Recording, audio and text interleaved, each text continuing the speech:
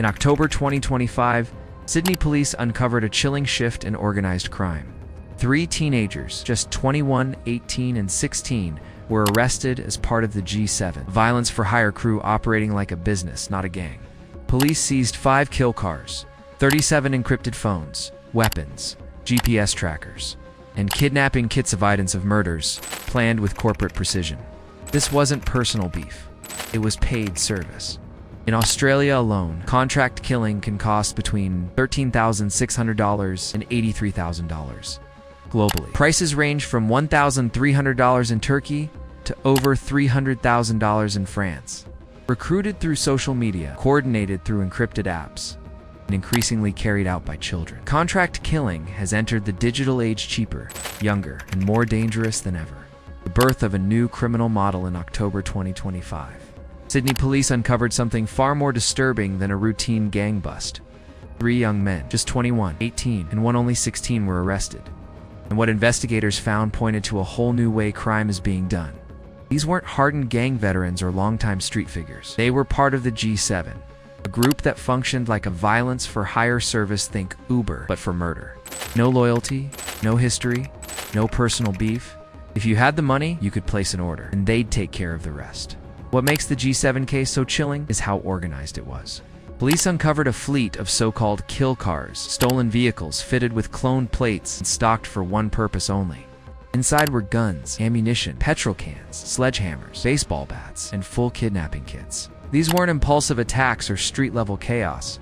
Every job was planned, timed, and executed with cold efficiency, run like a business, where death was the end product. 5 vehicles seized during the raids told the full story.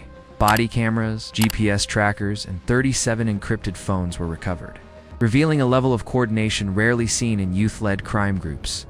The G7 didn't care who was paying local rivals, overseas syndicates, Vietnamese drug networks. The rule was simple. If the money landed, the job went ahead. The economics of murder, a price list for death. This is where the reality really sinks in. Contract killing now comes with a price tag. In Australia, a hit is reported to cost anywhere between $13,610 and $83,000, depending on the target and the risk. That's less than what many people spend on a car, yet it buys the permanent removal of a human life. Murder isn't just normalized here. It's been packaged, priced, and sold. Globally, the numbers swing wildly. In France, contract killing can reach around $330,000. In Colombia, it can be as low as $2,000 to $4,000. Some gangs paying hitmen a base salary plus bonuses. Turkey stands out as one of the most disturbing hotspots. There, a shooting aimed at a business can cost just 40,000 lira flee, $1,300 to $1,400. A full murder contract runs between 200,000 and 300,000 lira, or about $6,700 to $10,000. But the most alarming detail comes from how openly this violence is marketed. In Turkey, hitmen and smugglers openly advertise on Telegram, the same app millions use every day. Channels with names like Titiki Mechanic, Hitman's Place, and Istanbul Hitman host messages as casual as grocery orders. Urgently need a hitman in Istanbul, DM. One case involved 21-year-old Gurcham Meet, who accepted a shooting job through Telegram for 250,000 lira, traveled to northern Cyprus, and carried out the hit with a Glock pistol. He was arrested just 40 minutes later, and that's the final unsettling shift. It's not just the pricing that's changed, it's how easy it has become to get involved. The barriers to entry are gone. The digital transformation of murder, from dark alleys to direct messages not long ago. Hiring a hitman meant moving through back alleys of trust. You needed connections, someone who knew someone, and every step carried the risk of a snitch. That world is gone. Today's underworld lives on your phone. Recruitment now happens on Instagram, Snapchat, and TikTok. While the real business is handled on encrypted apps police can barely see into. France offers a chilling example. An 18-year-old with no criminal past, Mohammed G. A message arrived on Snapchat, 2,500 euros for a murder. No history, no gang ties, just a screen, a price, and a decision. He said yes. On April 7, 2025, on Lions Promenade Lenin, he shot his target 3 times in the head. Investigators later called it a real execution. Panicking afterward, Mohammed even turned to ChatGPT, asking how to wipe his digital trail. From first contact to final shot, the entire crime unfolded through social media. What pushes this into dystopian territory is how smoothly it all ran. A young woman from Kosovo, training to be a cook, acted as the middleman.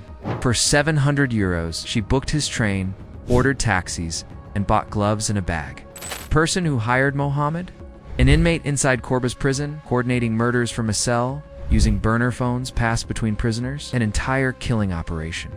Powered by the same apps people use to share photos and stories, in Sweden, the situation spiraled into a full-blown crisis. Police uncovered gangs recruiting children as young as 11 for contract killings. In one case, offered an 11-year-old boy 150,000 kronor, euro 13,600 to kill someone. The boy posted on Instagram, "I can't wait for my first dead body." The reply came back, "Stay motivated, it'll come." This wasn't dark humor. Between 2014 and 2023, serious violent crime suspects aged 15 to 20 jumped by nearly 400%. Gang chats now carry names like Bombing Today or Who Wants to Shoot Someone in Stockholm. Recruitment follows a clear script. First, they build friendship gifts, cash, attention, a sense of belonging. Then come small paid tasks to build trust. Finally, the trap closes. Commit serious crimes or face threats against you and your family. The difference now is that this entire process happens through encrypted chats with people you may never meet face to face. The professional hitman, from myth to business model for years. The contract killer was almost a legend, disciplined professional. Loyal to a boss, operating quietly in the shadows. That figure still exists, but it's no longer the standard. Studies of criminal behavior show that traditional contract killers are usually older, deeply connected, and tightly embedded in criminal networks. They don't branch out, they specialize. Killing is the job, and the reputation feeds more work. Locking them deeper into that role, the G7 generation breaks that mold. This is a looser, on-demand system. They aren't loyal soldiers. They're service providers.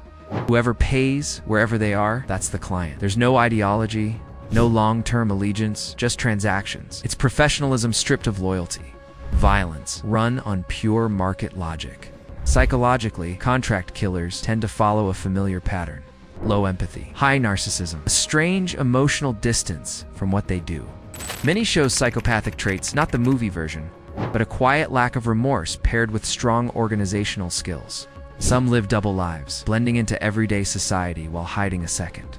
Violent identity. What's most unsettling is that there's no single mold. Intelligence and education levels vary widely. Some are sharp planners, capable of complex operations. Others are ordinary people, slowly pulled into murder through pressure, money, and constant exposure. Step by step, violence becomes normal. Gang hierarchies in the digital age. The layers of deniability old-school gangs were built like pyramids. There was a clear boss at the top, layers underneath, and everyone knew who answered to whom. That structure had a weakness.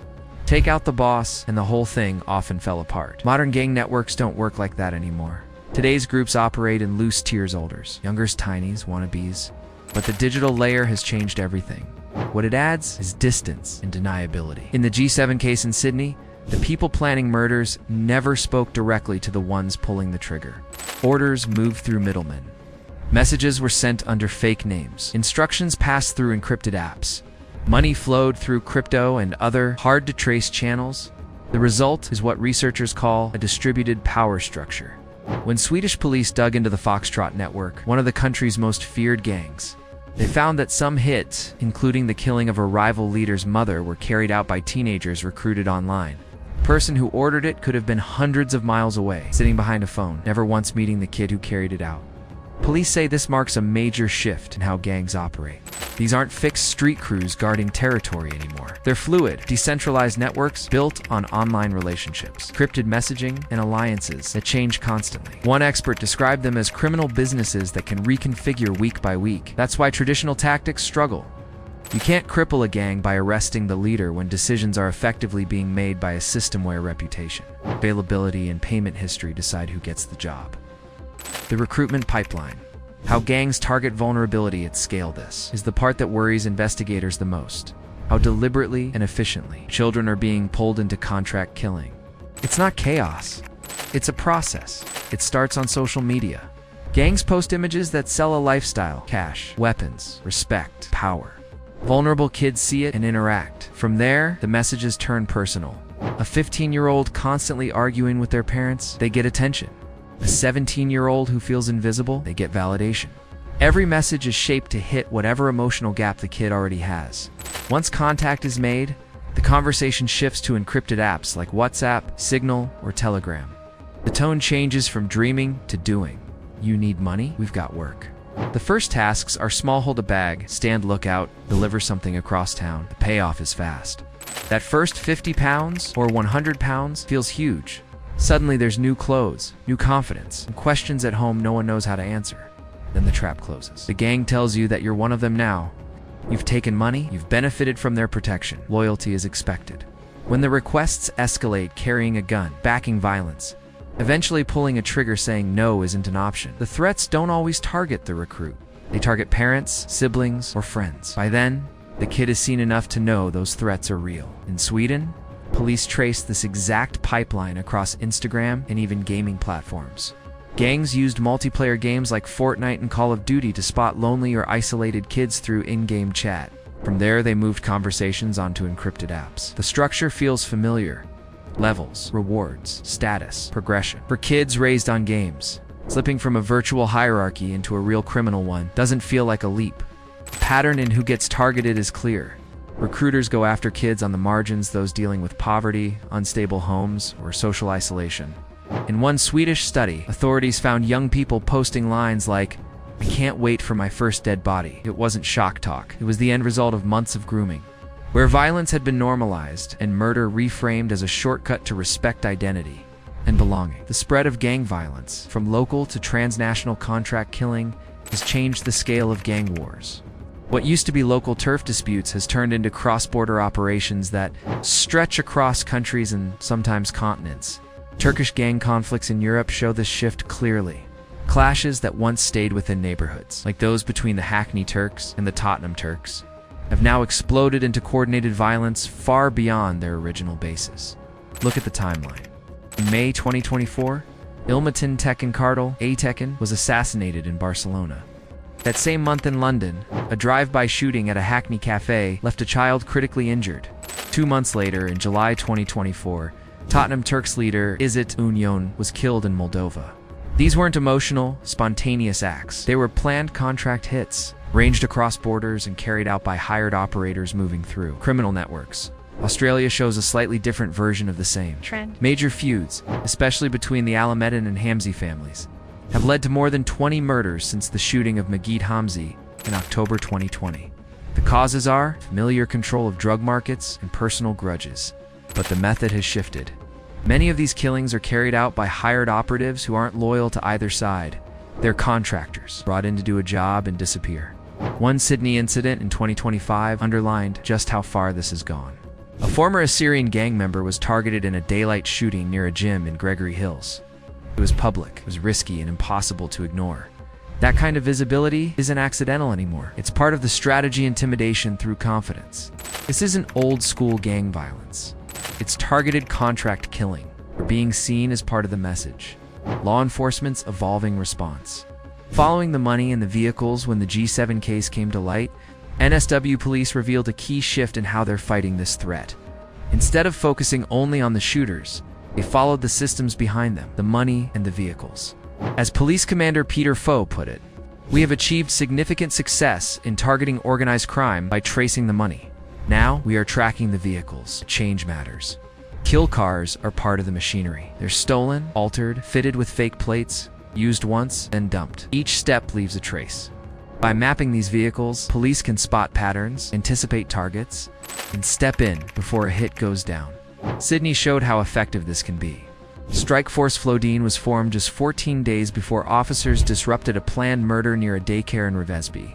A man was about to collect his child when police moved in, arresting 3 alleged contract killers wearing balaclavas and carrying weapons. There was no tip-off, no confession. The breakthrough came from reading the infrastructure, understanding how kill cars move, and recognizing when they're being positioned for an attack. Still, the challenges are huge. These groups now operate across borders with ease. A gang leader can sit inside a prison using smuggled phones and encrypted apps, ordering hits carried out thousands of miles away. Proving responsibility becomes difficult when the person giving the order never speaks directly to the person pulling the trigger, and intermediaries may not even know what they're enabling. On top of that, decentralization means there's no single weak point. Arrest one coordinator, another steps up. Seize a batch of kill cars, and new ones appear. As long as violence for hire stays profitable, the model survives. The demand is there, and the system is built to keep supplying it. The recruitment crisis and youth involvement. A generational problem. One of the most unsettling truths behind modern contract killing is how young the people involved have become. The G7 itself included a 16-year-old. In Sweden, gangs have offered serious money to children as young as 11 to carry out murders. In France, 18-year-olds with no criminal past have agreed to kill after nothing more than an Instagram message. This isn't a rare exception. It's a system that's working exactly as designed. Several forces are driving this shift. First, money. Offering a teenager 2,500 euros for a single act can feel life-changing, especially when legitimate work could take years to earn the same amount. To them, the logic is brutally simple. Do it once, get paid, and only face consequences if you're caught. Then there's vulnerability. Gangs deliberately target kids dealing with poverty, unstable homes, or social isolation. These aren't random choices. Criminal groups have effectively streamlined the process of finding young people who are emotionally exposed and then exploiting that weakness. Violence itself has also been normalized. When your environment is filled with shootings, when friends have been killed, when guns are common, and murder is discussed casually, the moral shock fades. Contract killing stops sounding unthinkable and starts sounding like just another job. The digital setup makes all of this easier. Recruitment now happens through anonymous accounts, encrypted chats, and fake names. A 14-year-old in rural Sweden can be pulled into a murder plot in Stockholm through a gaming platform without ever leaving their bedroom. Distance no longer matters. There's also the issue of accountability, or the lack of it. Because operations are so fragmented, young recruits often don't grasp the full weight of what they're doing. They're given a task, they carry it out, they get paid, and they move on. When killing feels transactional, the psychological burden is easier to push aside. The numbers back this up. Turkish authorities recorded a 13% rise in minors suspected of crimes in 2024 alone. Youth involvement in organized violence isn't slowing down, it's accelerating. We're watching criminal exposure start earlier and grow more extreme with each generation. Why this matters? The implications for society. This isn't just a policing issue. The rise of digital contract killing networks recruiting children points to a deeper shift in how violence is produced and distributed. When murder becomes something you can order through an app, when killing is run like a business, and when teenagers are part of professional hit teams, violence stops being an outlier. It becomes normalized, available, efficient, and disturbingly routine within the criminal economy. The impact on communities is severe. Contract killing removes predictability. It's no longer just rival gang members at risk. Business partners, associates, even family members can be targeted. That uncertainty eats away at any sense of safety and leaves lasting psychological damage. The digital nature of recruitment also means geography no longer offers protection. A child in a small town, whether in Sweden, Australia, or anywhere else, can be recruited into a killing operation on the other side of the country or the world. Borders don't matter when the pipeline runs through a phone. Finally, this shift signals a new kind of criminal professionalism. Instead of a slow climb through the underworld, people are now slotted into specific roles for specific jobs. They appear, carry out a task, and vanish back into everyday life. The old criminal career path is being replaced by something far more efficient. It's far more dangerous. A gig economy built on violence. The future darkening. Horizons, if current trends are any indication. What lies ahead isn't reassuring. Encrypted platforms keep popping up faster than authorities can keep track of them. Police access remains limited. Younger recruits are being pulled in earlier. Borders matter less with every passing year. And the financial rewards are still there, waiting. So what comes next? It could be artificial intelligence helping automate recruitment and coordination. It could be gangs pushing into new markets as they realize just how profitable contract killing can be when it's treated as a specialty, or it could be deeper ties between local crews and global crime groups, all looking for reliable people who can carry out violence on demand right now. The G7, the Turkish hitman marketplaces. The use of children in Sweden and Instagram-based killings in France aren't freak cases. They're warning signs. Early proof of where this is headed. Contract killing is becoming more organized, more spread out, easier to access and younger than ever. Police aren't standing still. They're following the money, tracking vehicles, and setting up dedicated task forces. But this is a constant chase, and too often the advantage sits with the criminals. Every new tactic from law enforcement is met with a workaround, new apps, new codes, new ways to find and pressure recruits, The bigger question isn't whether police can shut down one network or another. It's whether society can deal with the conditions that feed this system in the first place: poverty, isolation, and unrestricted access to digital recruitment pipelines. Until those problems are tackled, groups like the G7 won't disappear. They'll keep adapting, keep refining their model, and keep selling violence to anyone willing to pay for it.